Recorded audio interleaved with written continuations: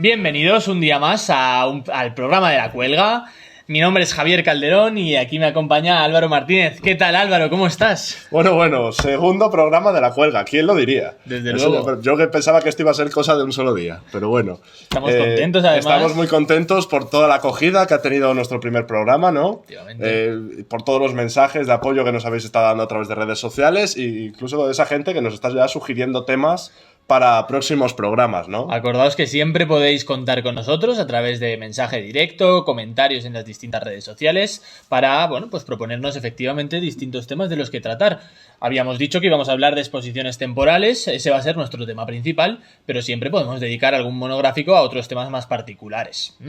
Bien, hoy... vamos a seguir hablando de escultura, ¿no? Pero vamos a cambiar un poco de tercio. Nos marchamos desde Valladolid, nos vamos a ir a Madrid. ¿Y a qué sitio, no? Vamos a ir al Museo del Prado, como habíamos anunciado. Sí, la mayor pinacoteca de España, ¿no? Que, pues está organizando una exposición bastante interesante, ¿no? Darse la mano. Darse la mano, escultura y color en el siglo de oro, una exposición comisariada por Manuel Arias, que además, pues conoce también el escenario que será el futuro hogar de una de las exposiciones de las que hablaremos en este podcast de La Cuelga, el Museo Nacional de Escultura. Sí. Y pues precisamente ha sabido conjugar muy bien el tema que ya empezamos a tratar el otro día. Sí, al final este programa es como una continuación, ¿no? Pero vamos a ver como ambas exposiciones son muy distintas, ¿no? La de Fernández Montañés que vimos el otro día y la de Darse la mano que vamos a ver hoy. Son muy diferentes. Me gusta esa idea de continuación, de continuidad, porque también lo vamos a ir tratando a lo largo del programa de hoy. Y pues también continuidad para nosotros, como decíamos antes, este segundo programa. Sí. Y pues queremos... en primer lugar debemos decir que no vamos a contar con ningún invitado especial. Eso es verdad. Hay un cambio en la continuidad, efectivamente. Hombre, no es todo es continuidad. En ese sentido parecemos un poco la revuelta, ¿no? Se puede decir. Sí. Pues nada, yo creo que podemos, ¿no? Ya dar la bienvenida a nuestros invitados de hoy, ¿no?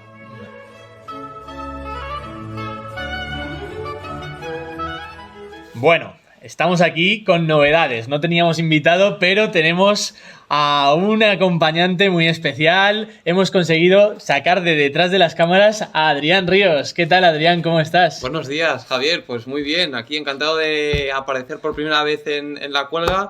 Y yo creo que el escenario es el perfecto, ¿no? Hablar de una exposición en el Museo del Prado, darse la mano, con una variedad de autores y de contextos geográficos muy buena, que yo creo que nos va a dar pie a analizar diferentes aspectos, ¿no? Has venido elegante, has venido preparado, sí, ¿verdad? Sí, hombre, la ocasión lo merece, Con ilusión, ¿no? Sí. Eso es lo primero de todo. Hombre, y también a nuestra derecha, ¿no? A la izquierda de las cámaras, pues ya un repetidor, ¿no? Segundo programa, ya hago 100% de asistencia, no está mal, ¿no? Saber y ganar, Parece saber y ganar. ¿Cuánto bote llevas acumulado? No sé, a ver, Jordi Hurtado, dime cuánto llevo acumulado. No, pero es verdad, me lo pasé estupendamente bien en el primer programa y encantadísimo de volver a hablar de esta exposición, que como habéis dicho, hay continuidad en algunos sentidos y en otros no, porque fijaos, la otra exposición era de dos artistas, dos genios. En esta para nada, vamos a hablar más bien de un concepto, de una idea, ¿verdad? Uh-huh. Pues vamos a ver qué tal será el programa. Vamos a ver, ¿no? Arrancamos, ¿no? Sin más dilación. Arrancamos con ello. No hace falta más esperas, ¿no? Nada más.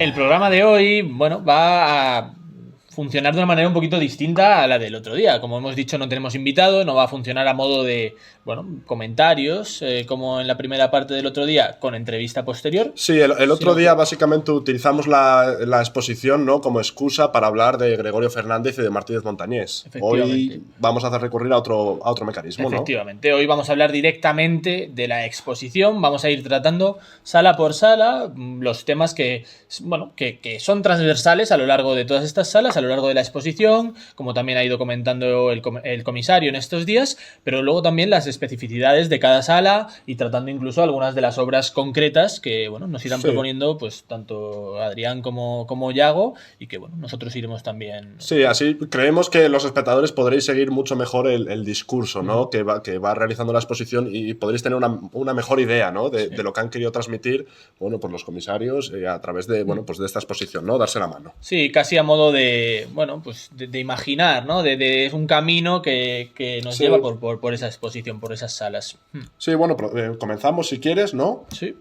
Con la primera sala de todas, ¿no? Me parece bien. Si quieres podemos comentar quizás el nombre de la exposición. Bueno, sí, claro. Que tenías algo que contarme, ¿no? Bueno, sí, darse la mano, ¿no? Escultura y color en el siglo de oro, ¿no? ¿De dónde viene este nombre, ¿no? De esta exposición? Bueno, pues de una cita de Antonio Palomino. ¿Quién es Antonio Palomino, no? Pues uno de los principales referentes en la pintura, ¿no?, hispánica de principios del siglo XVIII, pero que en este caso nos interesa como tratadista, ¿no? Como escritor de vidas de pintores. Y entonces, Palomino, en uno de estos escritos, ¿no?, cuando hacía referencia a un Cristo, a un Ecce Homo de Manuel Pereira, pues mencionaba que en obras de tanta calidad, ¿no?, en las que la escultura y la pintura se están dando la mano, ¿no?, para obtener ese naturalismo, esa persuasión a los fieles, ¿no? De ahí viene el nombre de esta exposición, de ese texto de hecho, Palomino. Se cita, ¿no? Se cita, así la pintura como la escultura, dándose las manos, componen un prodigioso espectáculo. Y de ahí parte esta idea, que comienza con la primera sala, efectivamente, en la que ya se comienza a ver ese discurso que va a copar todo el discurso, toda la exposición, con esa primera sala, como digo, titulada Dioses y hombres de bulto y de colores. Sí, bueno, se trata de una sala muy interesante en la que se han dispuesto, se ve muy bien, ya se comienza a ver esa relación, ¿no? Escultura-pintura, ¿no? Con distintas esculturas. En este caso, lo que tenemos es obra clásica, ¿no? Estatuaria clásica. ¿Por qué? Bueno, en primer lugar, el propio comisario, ¿no?, nos ha dicho que, ellos lo que quieren demostrar es que, nada se inventa en el barroco, ¿no?, en el siglo XVII, sino que todo lo debemos retrotraer, ¿no?, a la antigüedad clásica, ¿no?, donde se inventa todo, la escultura policromada y los postizos. Claro, yo ahora, y a modo de comentario quizás crítico, ¿no?, podemos decir que esta sala con estatuaria clásica quizás está puesta para deshacerse de fondos que tienen de la colección permanente. Más que deshacerse, sacar a la luz y darle más visibilidad a una parte de la colección del Prado que, como es pinacoteca, quizá no explota la colección de estatuaria que tiene. Y tiene una colección bastante interesante, ¿no?, con obras de mucha calidad que podemos ver.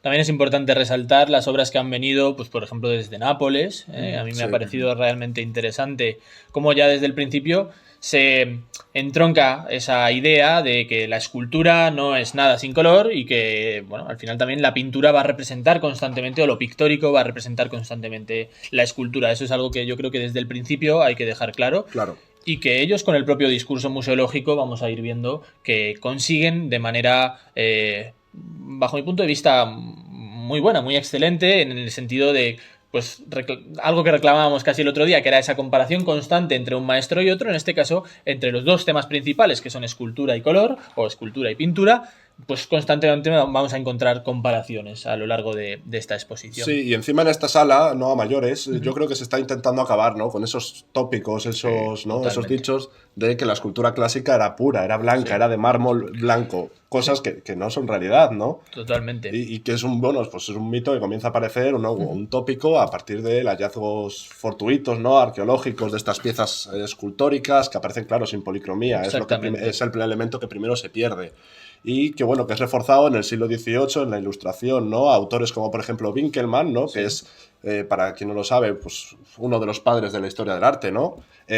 Pues menciona en su obra sobre la historia del arte griego que una obra un cuerpo es bello en función de lo blanco que sea, de lo puro que sea, ¿no? Claro. Y claro, es una imagen que distaba mucho de la realidad de este tipo de esculturas. Totalmente, rompe con la continuidad, precisamente. A mí me gustó mucho, escuchando el otro día, preparando el programa, escuchando la conferencia del comisario Manuel Arias, me gustó mucho esa idea de que precisamente aquí, en el mundo hispano, en lo que nos toca quizás más de cerca, sí que se mantiene esa continuidad del color a lo largo de la Edad Media, como vamos a ver unas salas más adelante, y a lo largo, pues precisamente, de ese siglo de oro que...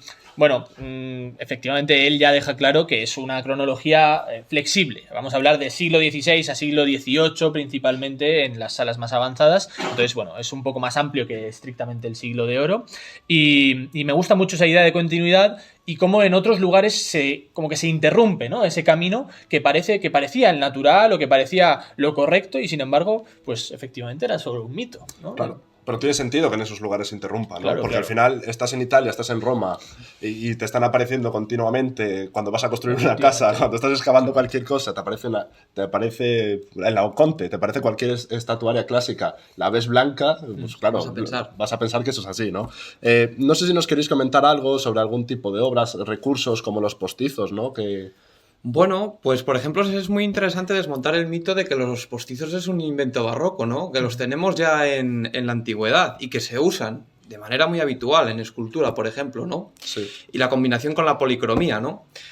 No solo en el arte antiguo, sino también en el medieval podemos llevarlo. Es decir, la idea, también lo decía el comisario en la conferencia, la idea de que los cajones en la historia del arte, pues no es así, ¿no? Sino que la historia del arte es lineal. Por ejemplo, en las portadas medievales, que hoy en día no conservamos policromía, pero también tenían esa policromía, ¿no? Entonces también el uso, la combinación entre pintura y escultura, la utilización de postizos para darle mayor realismo a las obras, es algo que lo tenemos desde la antigüedad, lo tenemos en la Edad Media y se perpetúa hasta la actualidad prácticamente. De hecho, creo que también la manera de transmitir es totalmente distinta. Tú, Adrián, conoces bien la imaginería, Totalmente, ¿verdad? la imaginería barroca, que uno de los puntos fuertes es la incorporación de elementos como el marfil en diferentes partes de la escultura, el corcho para simular heridas. Al final el objetivo yo creo que es acercar un poco a la obra, a la realidad, al mundo en el que viven los fieles que contemplan la obra, ¿no? Esa es otra idea que me gustó y que quizás podemos debatir más adelante, pero esa idea de la escultura como algo matérico, tangible, ¿no? Que podías incluso abrazar, tocar, y que hoy en día no es así. Claro. No es así. Eso también, nuestra concepción del patrimonio ha hecho que también nuestra relación con la escultura sea distinta a muchas cosas que vamos a ver a lo largo de lo comentaremos más adelante. Yo creo que es un tema para más adelante. Sí, pero bueno, este tema de los postizos que lo podemos ver, por ejemplo, en este busto de Serapis, ¿no? ¿Quién es Serapis? Bueno, una divinidad sincrética, ¿no? Del mundo ya helenístico en Egipto. Y que podemos ver cómo incorpora esas pastas vítreas para simular los ojos, ¿no? Para dar un mayor verismo. Fíjate, una idea que creo que tiene que quedar bien clara desde el principio es que esta exposición no trata de escultura y pintura. Aquí hay que ser cuidadoso con los términos. Trata de escultura y color. Efectivamente. Porque la pintura no es la única manera de dar color a una escultura. Y luego en la exposición veremos cómo, por ejemplo, se pueden usar los textiles, pero en esta cabeza de Serapis, por ejemplo, en esta sección podemos ver cómo el uso de mármoles, es decir, de materiales de distintos colores, vale para aplicar color. Y se puede combinar el pórfido rojo, el mármol negro, el mármol blanco, en fin. Es importante que sí, se usaba color en la antigüedad, pero hay otros recursos para dotar de color a la escultura y en esta primera exposición, con esa cabeza de Serapis que hemos comentado, se ve perfectamente. Totalmente. Muy llamativo es el Cristo del Cardenal Belúa también, sí, ¿verdad? También, que en ese sentido es, bueno, pues es un ejemplo de cómo efectivamente el propio material da el color. Es un crucificado que se ha traído se trajo de Italia en su día, actualmente se encuentra en una parroquia de Murcia. Eulalia. Y claro, está realizado entero en mármol, pero no tiene policromía. Lo que tiene es las propias vetas del mármol parecen simular las heridas y luego una piedra específica negra para la cabellera y la barba. En fin, es una escultura con color pero no con pintura. Entonces creo que esta idea, crucificado lo refleja bastante bien. Sí, nos demuestra todo esto que hay diferentes formas de darle color a una escultura, ¿no? Y de parecerla más viva. Y todo esto parte de una serie de mitos, claro, ¿verdad? En esta sala también se deja claro muy bien, ¿no? Cuáles son los orígenes míticos, legendarios de la escultura, ¿no? A través de la mitología clásica. Y de los textos de las Metamorfosis de Ovidio. En este caso, se encuentra una pintura muy interesante de Jean Gau, ¿no? Ro, como se pronuncia en francés, en la que, nos está hablando del mito de Pigmalión, ¿no? Pigmalión era un rey de Chipre, ¿no? Que, desencantado por las mujeres, decidió abrazar el celibato, ¿no? Y, él era escultor, sabía esculpir muy bien en madera y en mármol. Entonces, decidió buscar la belleza ideal de la mujer a través de la escultura. Y claro, haciendo esculturas, ¿no? Acabó haciendo una escultura maravillosa de la que se enamoró, que, le puso el nombre de Galatea. No confundir con la Galatea de Polifemo, es otra Galatea. Y Afrodita, para recompensar la virtud, el tesón, el esmero de Pigmalión, decidió convertir a Galatea en una persona humana, ¿no? Y en esta pintura de Raúl, podemos ver muy bien ese proceso de transformación, ¿no? Si os fijáis, torso, cabeza de la figura ya es humano, ¿no? Podemos ver esa sensación de que está viva. En cambio, en las extremidades, manos, piernas, todavía nos recuerda al mármol, ¿no? A lo frío.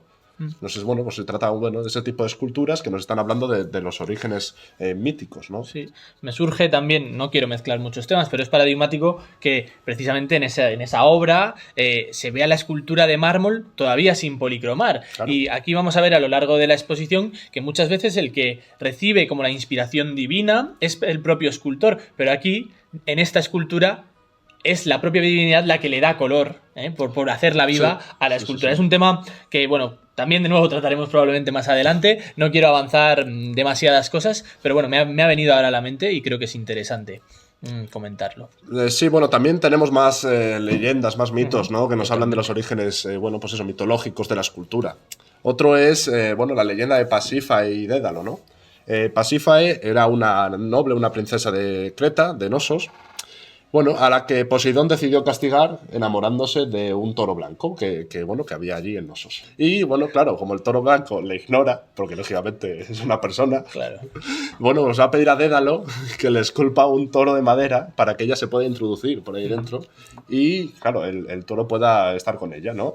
Y ese es el origen. Aquí vemos esta representación, ¿no? de ese toro, de Dédalo.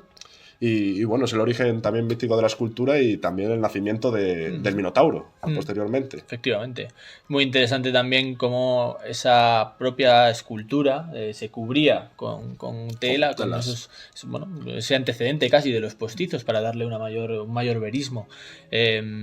Y aquí en la exposición es muy interesante porque se produce también ya la primera comparación entre soporte pictórico y escultura, con la vaca que perteneció a la colección de Cristina de Suecia, y esta obra de Jean Lemaire, que ya está equiparando, como digo, ambos soportes, algo que se va a hacer a lo largo de toda la exposición de manera muy acertada. Bueno, si queréis pasamos a comentar la segunda sala, ¿no? Sí. La segunda sala, titulada Escultura para la persuasión, curiosamente, tan solo consta de una escultura, pero es una sala en la que se muestra perfectamente, cómo la pintura, o cómo a través de la pintura, la escultura de la divinidad va a ir haciéndose viva, y esto es algo que es fundamental, pero que sobre todo va a venir a través de la mentalidad de ese momento. Me gustaría que los comentaristas aquí presentes, Yago, Adrián, nos comentaseis un poquito más o nos pudieseis explicar al espectador ¿qué es esto de la mentalidad de ese momento? ¿Por qué la escultura y por qué es tan importante que la escultura tome vida para su relación con el fiel? Al fin y al cabo tenemos que pensar que toda obra de arte es hija de su tiempo, ¿no? Y en ese sentido, la mayoría de las obras de esta exposición, como dice el propio título, pertenecen al siglo de oro, a la Edad Moderna, y también a lo que se viene llamando contrarreforma, que es un término discutido, pero que, para que nos entendamos, se refiere al proceso de reforma de la Iglesia que comenzó a mediados del siglo XVI con el Concilio de Trento. Ese concilio es una reunión de los obispos y de los dignatarios de la Iglesia para redefinir su doctrina. ¿Por qué era necesario? Pues porque ya desde la Baja Edad Media había un movimiento entre los fieles que reclamaban una relación más cercana con Dios, más personal. Y además, precisamente por eso, en Centroeuropa surgió el protestantismo, es decir, una corriente que cuestionaba a la Iglesia por ese motivo, por ser demasiado alejada de Dios y de los hombres. Entonces la Iglesia, a partir del Concilio de Trento, cambió su doctrina y fomentó los valores que muestran esta exposición. Los valores de un Dios mucho más cercano a los hombres y del culto a la Virgen y de los santos. Unos santos, ¿verdad, Adrián? También mucho más cercanos a los hombres. Totalmente. Al final un concilio pues es una de las herramientas más potentes que tiene la Iglesia como institución para cambiar las líneas de actuación. ¿Y cómo nos afecta esto al arte? Pues en estos momentos nos afecta de una manera directa, ¿no? A partir de la elaboración de tallas, fundamentalmente también los retablos, ¿no? Imágenes que vamos a encontrar en iglesias, que vamos a encontrar en la calle, imágenes de un Dios humanizado, un Dios que, como dicen las propias Sagradas Escrituras, un Dios hecho hombre, no un Dios que se pone al mismo nivel que el fiel, que lo contempla desde la iglesia, es verdad que en un retablo, desde una posición más elevada, pero con unas características concretas de talla, de policromía, que tratan y de acercar sobre todo esa imagen, la representación de la divinidad al fiel, al día a día del espectador, ¿no? Y además se va a utilizar todo lo disponible, todas las manifestaciones artísticas disponibles. Va a ir desde la literatura, como veremos también, desde la pintura, la escultura o las propias estampas, que tienen un papel también muy relevante en esta exposición y es algo que también habría que destacar, ¿verdad? Sí, al final, como comentábamos en el anterior programa, ¿no? Desde Trento se va a propugnar un arte para la persuasión del fiel, ¿no? Y para la docencia, ¿no? También enseñarle un poco, bueno, pues cuáles son los valores del catolicismo en este caso. Y estas características las podemos ver muy bien en esta sala, ¿no? Donde tenemos pinturas de gran calidad, como puede ser el abrazo a San Bernardo, ¿no? El Cristo abrazando a San Bernardo de Ribalta. Al fin y al cabo, los santos en esta época son importantísimos porque son los mediadores entre Dios de los hombres, y esta pintura de Ribalta, por ejemplo, lo demuestra a la perfección. Cristo crucificado que arranca sus brazos de la cruz para abrazar al propio santo. Luego los fieles veían esta pintura, en este caso, y sentían que Dios también los abrazaba a ellos. Y sentían que San Bernardo y todos los santos eran unos mediadores porque eran los más cercanos a Dios, hasta el punto de que el propio Dios hecho hombre, el propio Cristo, le abraza. Totalmente. Al final el santo es, en la mentalidad del fiel y del espectador, es la herramienta, ¿no? Como a través de la cual llegar a la divinidad, en este caso a Dios, y qué mejor manera de representar esto que un abrazo, ¿no? Se trata, en definitiva, de una de las obras más significativas, más interesantes que se albergan en las colecciones del Museo del Prado de manera estable, ¿no? Y que se ha traído a esta exposición. Pero que procede de una cartuja, ¿no? En Bétera, en Valencia.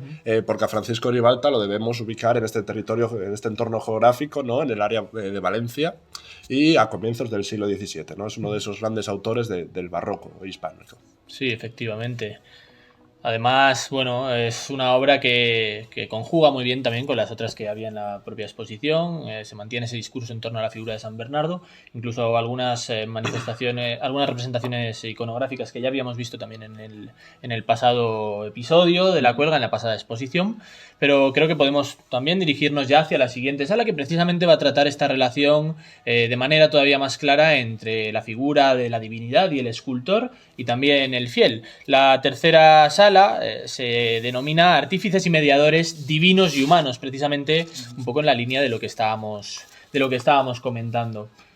Bueno, desde Gregorio Fernández a Vírgenes de Atocha, el Cristo de Burgos, comentándonos un poquito de esta sala, Yago, Adrián. Bueno, sí, pero en esta sala comienza con un tema iconográfico muy concreto, que es el de San José, que siguiendo con lo que venía diciendo antes, San José también es un santo y su culto se extiende de una manera enorme en este momento. Por eso, porque los fieles lo ven como un personaje muy cercano a Dios. Y la sala comienza, ¿verdad?, con una serie de representaciones de San José, todas ellas procedentes de Alonso Cano, y de nuevo se hace esa comparación entre escultura y pintura, porque en este caso tenemos una pintura de San José con el Niño que realizó Alonso Cano para una parroquia de Madrid, la de San Ginés, en la década de los 40 del siglo XVII, y esa pintura, que actualmente está en la colección Massabeu, enlaza directamente con una escultura que Alonso Cano realizó aproximadamente una década después para el convento del Santo Ángel de Granada. En este caso es una escultura. Y además la exposición también aporta dos piezas de los propios fondos del Prado, que son la lámina de cobre y el grabado que se hizo un siglo después de la pintura de Alonso Cano. Es decir, el mismo modelo iconográfico que se repite y que se difunde gracias, como comentabais, a las estampas, que es la manera más fácil de que esa imagen de San José esté presente en las casas y en toda España prácticamente. Claro, debemos comprender que este tipo de de esculturas o de representaciones que hoy consideramos artísticas, en aquel momento eran un instrumento teologal que vinculaba precisamente la figura de San José, en este caso, con su oficio. Coméntanos un poquito acerca de esto. La función didáctica es esencial en el arte barroco y en el arte religioso en general, ¿no? Yo creo que estamos ante una de las comparaciones, quizás en toda la exposición, entre pintura y escultura más claras, ¿no? Que hay. El cambio de modelo y de cómo se trabaja en la escultura y en la pintura un mismo tema, una misma imagen, yo creo que y además en un mismo autor, en unas fechas, bueno, decía Yago, en una década, yo creo que es muy, muy interesante se podría comentar muchísimo sobre esta obra. Por ejemplo, a mí me llama muchísimo la atención la manera en que trabaja, cómo la túnica envuelve la parte inferior del cuerpo, cómo coge de una manera muy natural al niño, y todo eso lo incorpora con muchísima naturalidad, la verdad, tanto en la pintura como en la escultura. Sí, bueno, en la pintura yo creo que podemos ver una de las características esenciales de la obra de Alonso Cano, ¿no? Que es lo que se ha venido a denominar, ¿no? Las morfologías fusiformes, ¿no? Es decir, bueno, que se asemejan a un uso de cardar lana, ¿no? Y que son estas formas casi romboidales que se puede ver perfectamente en la pintura de Alonso Cano. En cualquier caso... En la pintura y en la escultura. En la escultura también, sí, pero bueno, quizás de menor manera. En este caso, desde luego, en la pintura se ve a la perfección. Sí. En cualquier caso, yo creo que la idea fundamental de esta sala y de a lo largo de toda la exposición va a ser que tengamos claro la transferencia de modelos de la pintura en la escultura. Nosotros, en la historia del arte, comentabas antes, Adrián, que, bueno, pues para poder estudiarla de manera accesible, ¿no? Que no nos estresemos. Eso es. Bueno, pues la hemos organizado en torno a una serie de cajones de desastre, ¿no? Arquitectura, escultura, pintura. Estos realmente son constructos sociales, son arbitrarios. La escultura y la pintura no son realidades independientes, ¿no? Sino que esta exposición nos está dejando claro que beben una de la otra y que se interrelacionan constantemente. Y diré más, la literatura, por ejemplo, que eso quizá en los estudios de historia del arte se hace poco, pero habría que hacerlo. Pensar en los autores, los escritores y las obras que son contemporáneas de esta pintura y de esta escultura, porque hablan de lo mismo. Claro. Mientras Alonso Cano produce pinturas y esculturas de San José, hay autores y hay teólogos que escriben sermones y obras sobre el culto de San José, y al final todo se complementa. Claro. Efectivamente. De hecho, es en esta sala en la que se cita, ¿no?, a Calderón de la Barca, incluso para bueno, pues dar esta vinculación. E incluso también se habla de las propias fuentes del momento, de cómo los propios escultores llevaban a cabo, por ejemplo, algunas, una preparación espiritual previa, de ayuno, de oración, para llevar a cabo estas obras que, como decíamos antes, al final son representación de la divinidad. Sí, son instrumentos religiosos. Efectivamente. Bien, pasamos, si os parece, a la siguiente sala, que probablemente sea la sala, central o capital, ¿verdad? Sí, porque, pues hace un repaso, ¿no?, de toda la historia de la escultura y de la policromía de los siglos. Comienza a mediados del siglo XVI, ¿no?, con Alonso Berruguete, Juan de Juni, y termina a mediados del siglo XVIII. O sea, es una sala muy diacrónica, ¿no? Y también, tanto en el tiempo como en el espacio. Totalmente. Está perfectamente organizado ese recorrido a lo largo del tiempo. La sala se llama o se titula Volumen y Policromía, y precisamente se comienza también, me parece interesante el recurso de comenzar con una obra que ha perdido su policromía, ¿verdad? Y cómo va avanzando a lo largo de las distintas obras que se presentan, también la evolución de las formas de la policromía, ¿no?, a lo largo de los distintos autores y de los distintos espacios geográficos, tanto peninsulares como, vamos a decir, ultramarinos. Bueno, esta sala también pone mucho de relieve algo que comentamos en el episodio anterior de La Cuelga, que es la importancia de pensar que hay artistas que son escultores y otros que son pintores. Y entonces, no todos los artistas que esculpen pueden luego pintar sus obras. Y eso es un acierto muy grande de esta sala, que en las cartelas se ha procurado poner, en la mayoría de los casos, en los casos que lo sabemos, el nombre del escultor y el nombre del policromador. Porque al fin y al cabo tenemos que pensar que quizá por ese tópico que hemos heredado, quizá del siglo XIX, tendemos a pensar en el artista como genio, el artista individuo creador. Y quizá no, quizá deberíamos pensar más en la colaboración entre artistas, incluso en los talleres de muchos artistas o artesanos, y eso también se ve muy bien en esta sala con el tema de los retablos. O sea, al final, casi la mayor parte de las obras que encontramos en esta sala proceden de retablos. Hay que ser muy, yo creo que incrédulo pensar que una persona como Gaspar Becerra o Alonso Berruguete, pues hacían todo el retablo, todas las tallas, ¿no? Ahí realmente lo que hay por detrás es un trabajo gremial de taller, ¿no?, de 4 o 5 oficiales, de distintos aprendices, y el maestro realmente lo que haría serían los detalles finales, muchas veces. Sí. Totalmente, esas colaboraciones, aparte de los detalles finales, las colaboraciones con los policromadores son fundamentales para conseguir el efecto final, ¿no? Esas grandes... Yo creo que hay grandes parejas, ¿no?, de artistas, un policromador y escultor imaginero que trabajan juntos al final cuando la técnica al final confluye y va hacia la misma dirección, yo creo que es la clave para obtener el resultado esperado tanto por el policromador como por el escultor.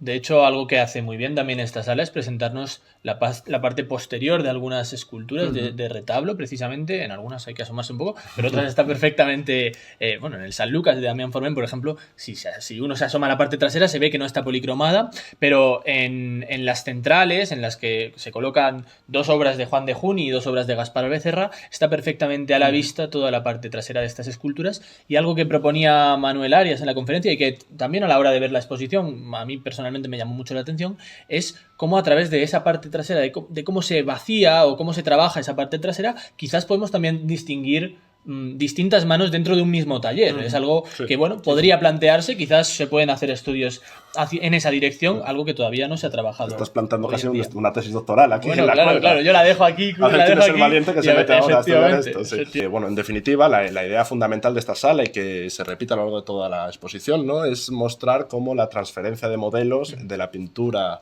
a la escultura es una constante en toda la historia del arte, ¿no? Nosotros, para poder estudiar, pues esta disciplina, ¿no?, la historia del arte, muchas veces lo que hemos hecho es crear cajones de sastre, como comentabas anteriormente, que nos permiten clasificar las obras y las tipologías artísticas, ¿no? Muchas veces en los temarios de las asignaturas y en los libros se estudia la escultura por un lado, la pintura por otro, la arquitectura por otro. No, realmente esto es un constructo social, ¿no? Y todas las manifestaciones artísticas están intensamente relacionadas una con otras, ¿no? Totalmente. De hecho, la importancia de la policromía en las esculturas no es algo que nos estemos inventando nosotros o los historiadores del arte modernos, ¿no?, contemporáneos, sino que es algo que ya ponían de manifiesto los propios clérigos y teólogos del siglo XVII, del siglo XVI, del siglo XVIII también. Por ejemplo, en la exposición se recoge una cita de Fray Gregorio de Argaiz, un clérigo que a finales del siglo XVI, hablando del retablo del monasterio de Montserrat en Madrid, que se encontraba sin policromar y que Felipe II iba a dar dinero para policromar, pues hablaba de que un retablo sin pintura, en blanco, es un cuerpo sin alma. Cada figura, por muy perfecta que sea, si no está policromada, no tiene alma y no tiene espíritu. Es la policromía la que le da la gracia, la vida a la obra, ¿no? Es una realidad. El otro día ya lo comentábamos con el San Francisco de Asís. Decíamos, qué pena que no esté policromado, ¿verdad? Allí en la propia exposición. Porque parece como que nos termina de faltar algo y quizás si estuviésemos acostumbrados a esas esculturas de mármol sin policromía, pues no lo veríamos incompleto, pero para nosotros es una realidad totalmente distinta. Sí, en esta sala la obra que queremos comentar o llamar a colación es un San Juan Bautista que recientemente ha comprado el Museo del Prado, ¿no?, atribuido a Juan de Mesa. No sé si nos queréis comentar algo de la obra. Sí, justo vuelvo a hablar del episodio anterior de La Cuelga, porque allí hablamos de Martínez Montañés.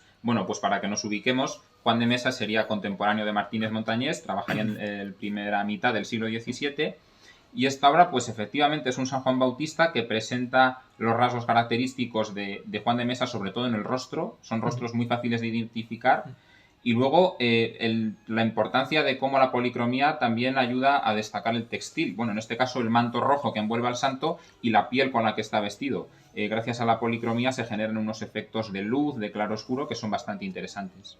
Yo creo que es uno de los aspectos más fuertes de la escultura, el uso de la policromía para resaltar el textil, que además lo trabaja de una manera extraordinaria, ¿no? Yo creo que es una de las... lo que más impacta de la obra, ¿no?, al verla, cómo es el trabajo de los pliegues de la túnica y también del animal. Yo creo que es el punto fundamental de la obra.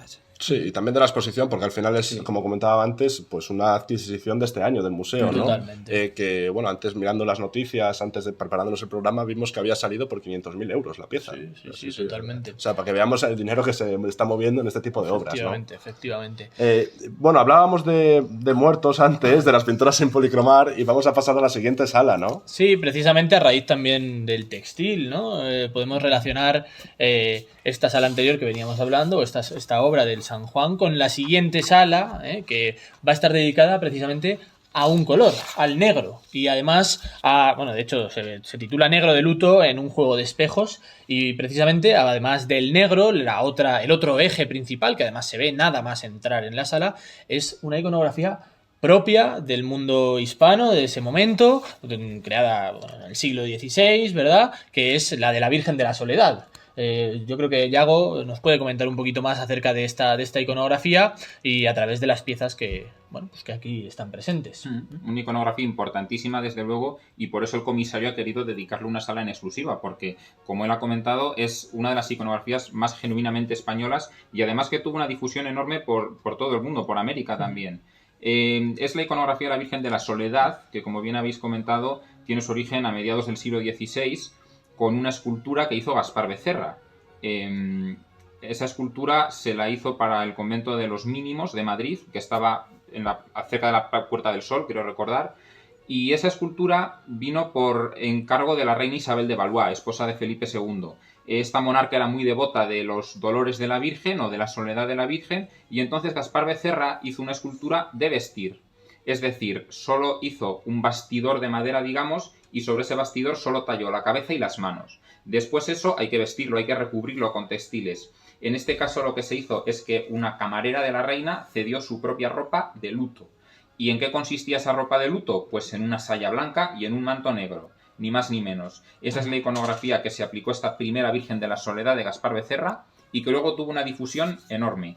Y esa iconografía de luto se ve perfectamente bien en algunos retratos de monarcas españolas de la Casa de Austria. Por ejemplo, en el retrato de Mariana de Austria que hace Juan Carreño de Miranda, vemos a la monarca ya viuda vestida igual que a la Virgen, con esa saya blanca y ese manto negro.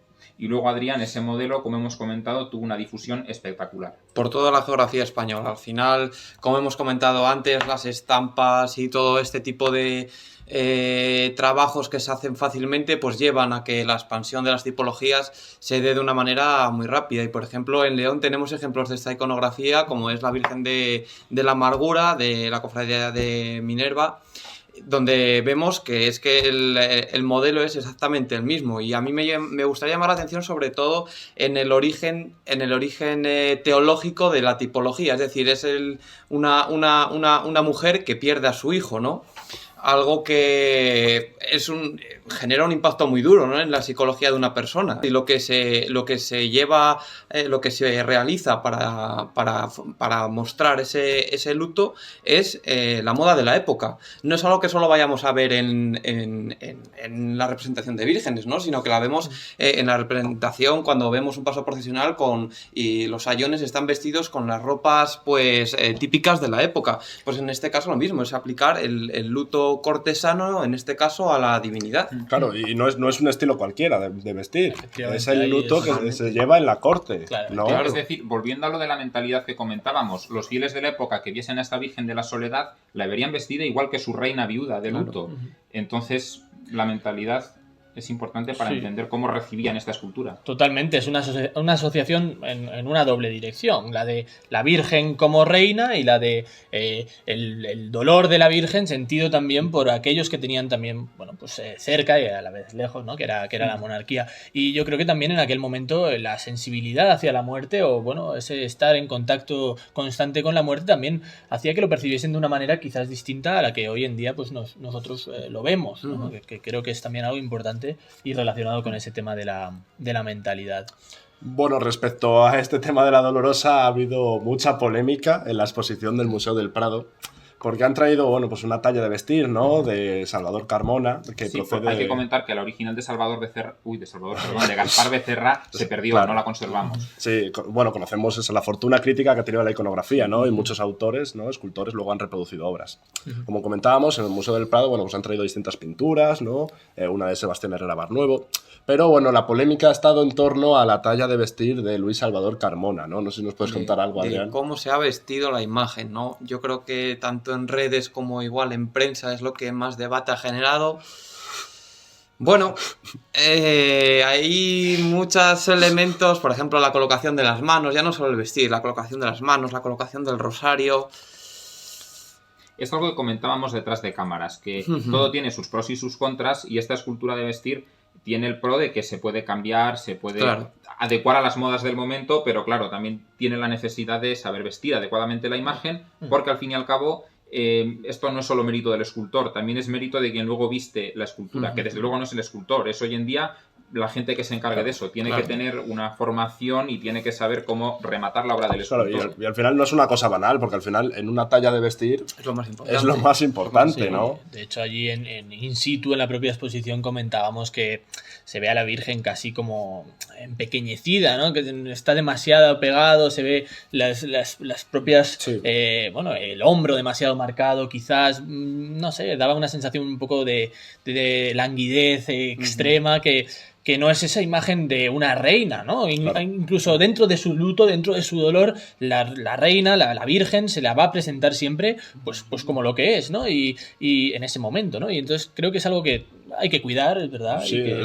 yo creo que el punto más negativo de la exposición, porque además fijaros que tampoco tenían que inventar nada nuevo, porque tenían muchas pinturas de Dolorosas en la propia sala del museo. Y ellos están intentando hacer el juego entre esa Dolorosa de Herrera Barnuevo y la de Salvador Carmona, pero es que realmente, tal y como está vestida la de Carmona, es que no tiene nada que ver. Bueno, efectivamente, pero a pesar de este lunar, la exposición, como decíamos antes, nos ha parecido magnífica en su conjunto y me gustaría cerrar esta sala para pasar a las dos últimas, que quizás, bueno, también hay bastante donde comentar, con la aportación de Goya.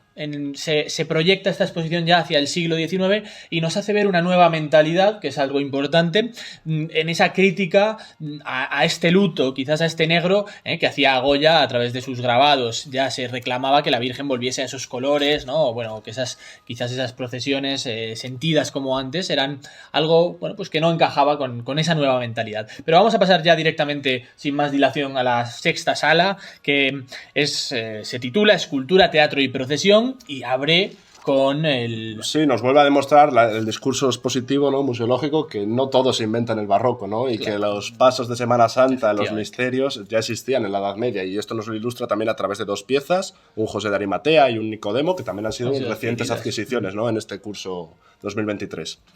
Pero bueno, pasamos a hablar ya del teatro barroco andante, ¿no? Por las calles, la Semana Santa. La Semana Santa y las procesiones, ¿no? Que la característica, el elemento que le va a dar el barroco como elemento diferenciador van a ser lo que comentaba Álvaro, la teatralidad barroca, la realización de actos en las calles, y para eso se necesitan tallas especiales, tallas de vestir o imágenes que están íntegramente talladas, pero ante todo necesitamos imágenes que convenzcan al fiel, al devoto, que le llamen a sentir esa devoción, y sobre todo algo que a mí me parece esencial, que es llevar la imagen de la divinidad, la imagen de Dios y de Cristo a las calles, al espacio donde habitualmente caminan y pasean los fieles, ¿no?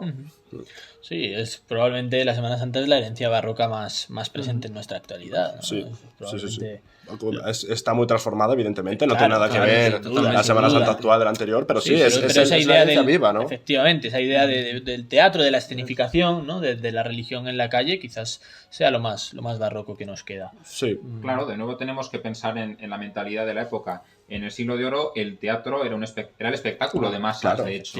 Entonces la gente estaba acostumbrada a acudir al teatro, a ver representado en el teatro todo tipo de escenas y de temáticas, también religiosas, porque había un teatro sacro importantísimo. Y bueno, la Semana Santa, al fin y al cabo, es llevar a la madera policromada, a la escultura, el teatro, escenas teatrales. Eso se ve muy bien en el Paso del Septengo de Gregorio Fernández, por ejemplo, que...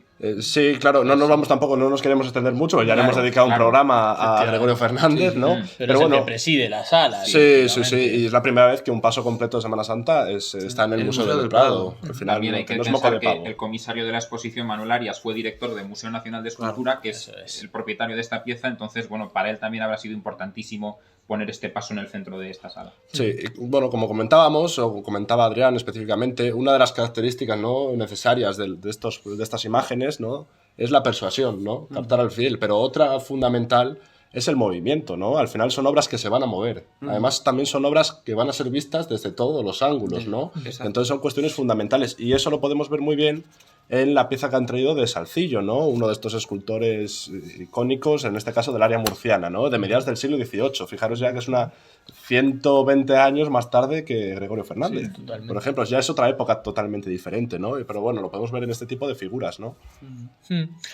Sí, de hecho, bueno, el San Juan Evangelista es un ejemplo clarísimo, ¿no? De esto que estamos comentando.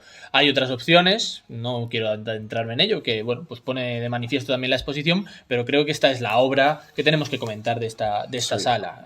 Sería también interesante adentrarnos en esos bocetos que nos han llamado mucho la atención, como decíamos en la exposición anterior, algunas piezas se nos han revalorizado, en este caso los bocetos de pasos pues nos han llamado mucho la atención, pero creo que el San Juan Evangelista de Salcillo es clave y es fundamental comentar también su relación con la escultura clásica, ¿no? Con la estatuaria clásica. No sé qué nos tenéis que comentar vosotros de estas obras. Que es que este San Juan, así rápidamente, es el Apolo Belvedere vestido. Para el que no lo conozca, el Apolo Belvedere es una escultura clásica de época romana, de mármol, claro, desnuda, y bueno, tiene la misma postura que este San Juan, con la mano izquierda levantada, con un cierto giro, ¿no? Sí. Entonces es el Apolo vestido. Totalmente. Y estamos hablando de 2 obras con una distancia de siglos enorme. Sí, esa retroalimentación que ya veíamos desde la primera sala se mantiene presente. Y además, ya encarando la siguiente sala, si os parece, a mí me resulta particularmente interesante cómo la exposición también hace un poco, juega a la hora de disponer las obras con ese teatro y con esa escenografía que ya hacía el barroco, ¿no? Y de hecho en la siguiente sala, en esa última sala, el círculo cerrado de la traza al trampantojo a lo divino es fundamental cómo se ha dispuesto el Cristo yacente de Gregorio Fernández bajo ese velo de pasión que, bueno, está inspirado en un dibujo de Becerra. Pero creo que antes de adentrarnos en las propias obras, podemos hablar un poquito más de estos trampantojos a lo divino que, bueno, venían desde el principio de las primeras salas y que en estas se hacen o se ponen más de manifiesto. Sí, bueno, en primer lugar, aclarar que un trampantojo a lo divino, ¿no? Es la representación pictórica de una escultura, ¿no? Sí. Que podemos ver a través de diferentes obras que están expuestas en esta obra, ¿no? Y, claro, grandes autores. Pero bueno, a mí lo que yo creo que es más interesante de esta sala son el tema de las sargas de la pasión, ¿no? Los velos pasionales, que es quizás uno de los grandes abandonados en los estudios del arte barroco hispano, ¿no, Adrián? ¿Qué es un velo de pasión? Pues estos velos de pasión son elementos textiles que se utilizaban para tapar los retablos y las imágenes en los tiempos de penitencia, en tiempos cuaresmales o de Semana Santa. Y la verdad, Álvaro, que yo preparando este programa también lo estaba pensando a raíz de lo que decías, que faltan quizás estudios, ¿no? Que se paren a analizar este tipo de elementos. También porque se ha perdido, ¿no? En la actualidad. Mantenemos las pasos, las imágenes, los retablos, pero hay muy pocas iglesias o parroquias, curas, párrocos, que en tiempos de Cuaresma, Semana Santa, utilicen este tipo de elementos para tapar las imágenes. Y también se han conservado peor por la propia naturaleza del material, porque conservar un textil es mucho más complicado que la madera y por desgracia se han perdido muchísimos ejemplares de estas sargas, que también es el nombre que tiene, ¿verdad? Velo de pasión o sargas. Sí. Es una pena, sí. Bueno, quizás yo creo que lo más llamativo y de acuerdo a esta exposición, ¿no? Comentábamos antes la cita de Fray Gregorio de Argaiz, que mencionaba la vida que daba el color, ¿no? Pues estas sargas todas presentan tonos pálidos, grises, ¿no? Están haciendo referencia a la muerte, a la propia pasión de Cristo, ¿no? Que es el periodo en el que están expuestos, ¿no? Estas obras. Y casi el hecho, o uno de los hechos más llamativos, es el acto de quitarla, ¿no? Que es la teatralidad barroca, ¿no? Porque en Pascua se tiran directamente y se cae como si fuera un telón, realmente. Sí, como si fuera un telón, como si fuera un teatro y da paso al retablo, a la imagen, otra vez. Al color. Al color, sí, claro, y a volver a empezar el ciclo. A la vida, sí, totalmente. Sí, tenemos que pensar que esto era algo muy frecuente en aquel momento, no solo en este tipo de actos litúrgicos, sino también este tipo de manifestaciones efímeras eran una constante que hemos perdido y que en otros ámbitos, quizás más en cuanto a lo civil, sí que se han estudiado, pero que quizás en este sentido más litúrgico no tanto. Y me gustó mucho que, por ejemplo, que la exposición añadiese una reconstrucción en la cartela de cómo sería esa sarga, ese velo de pasión completo inspirado en el dibujo de Gaspar Becerra. Y yo creo que podemos dar paso ya a la última sala, a la última zona de la sala, perdón, que sería la zona en la que está dispuesto ese Cristo del Perdón de Luis Salvador Carmona frente a la pintura o al cuadro de Francisco Camilo, que fue el policromador de la obra que en cierto modo ha dado un poco origen a esta exposición a través de la descripción de Palomino. Sí, claro, al comienzo del programa, ¿no?, mencionábamos que esa cita de Palomino que da título a la exposición venía por una obra de Manuel Pereira, un Cristo del Perdón de Pereira, que se perdió en la Guerra Civil, en los primeros meses de la Guerra Civil, y que fue policromado por este Francisco Camilo. Pero bueno, en definitiva, lo interesante de esta obra es que sentó una nueva iconografía, ¿no?, que luego, bueno, pues artistas de gran renombre, como puede ser Luis Salvador Carmona, han llevado a cabo en la madera, varias décadas más tarde, ¿no?, casi medio siglo más tarde. Y la verdad que este Cristo del Perdón de Carmona yo creo que es una obra paradigmática de la imaginería del siglo XVIII ya. Sí, ya no solo por los aspectos, la combinación de la policromía con la talla, pero es que ya solo la talla, el rostro es tan expresivo, ¿no?, del momento de la pasión en la que le va a ocurrir, los momentos previos a la muerte, cómo se abre con las manos, ¿no? Mira hacia arriba, establece una conversación directamente con Dios, y me parece que es muy, muy, muy llamativo, muy sugerente la imagen y el rostro. Sí, de nuevo esas comparaciones, ¿no? Enfatizar de nuevo en que el circo, la exposición se abre con eso y se cierra de nuevo con esas comparaciones entre color o pintura y escultura, que en este caso están muy claras y mantienen esa misma iconografía, que además es lo bueno, ¿no?, de este preciso ejemplo. Sí, además, bueno, yo creo que una de las claves del éxito de Salvador Carmona, ¿no?, de su obra, es que crea modelos, ¿no? Los rostros son súper identificables, pero además son rostros bellos y muy expresivos, ¿no? Combina, a mi modo de ver, combina lo mejor de Gregorio Fernández y de Martínez Montañés, las dos características. También fijaros el trabajo del paño, ¿no?, del textil, ¿no?, cómo vuela, cómo no es tan pesado, ¿no?, como era en el siglo XVII. Y bueno, las heridas, todo, ¿no? En la exposición, bueno, lo comentamos, esto también es irnos a otra exposición, pero lo comentamos a raíz de la exposición que hubo este verano de las edades del hombre en Villafranca. Que había varias obras de Carmona que, bueno, particularmente nos gustaron, y casi que podemos anunciar... Lo anunciamos. Casi que podemos anunciar que algún día haremos una especie de tier list, ¿no? Para más debate, sí, más subjetivo, ¿no? Para que valoremos quiénes son los que consideramos nosotros, cada uno y uno general del programa, quiénes son los mejores escultores del barroco, ¿no? Del barroco, ¿verdad? Hay que hacerlo. Va a haber polémica, va a haber polémica. Preparando este capítulo surgió la idea y ya empezaron los primeros debates, pero bueno, quedaron encarados para acabar de finalizarlo, de rematarlo. Muy bien. Y con esta obra cerramos la exposición, ¿no? Cerramos el programa, pero yo creo que antes de despedirnos tenemos que hacer una serie de preguntas, en este caso al invitado que no ha llegado. Y ha llegado también. Se la lleva las dos. ¿Por qué lado prefieres empezar? Pues empezamos por Yago, si quieres, por antigüedad. ¿Quieres empezar? Sí. ¿Yo? Sí, hablas tú. Yo, bueno, pues si quieres, Yago, te voy a hacer la misma pregunta que le hice a Álvaro el otro día y que le hicimos a nuestro invitado. Hoy, a falta de invitado, quizás podemos seguir generando o componiendo esa cuelga nuestra particular. Y quería preguntarte... Vamos a ponerte en memoria que Miguel dijo que quería queso, morcilla, viandas... un queso de por ahí. Entonces tienes el listón alto, pero ¿qué querrías añadir tú a nuestra cuelga particular? No sé. A ver, yo voy a ser más sencillo que él, no voy a pedir tanto. Y como a mí me gusta mucho el dulce, pues a ver qué puedo decir. No sé, a mí me encanta el chupa chups, por ejemplo, de fresa y nata. Pues dulce. Sencillito, mejor que lo clásico, que dijo él, que metió un menú entero.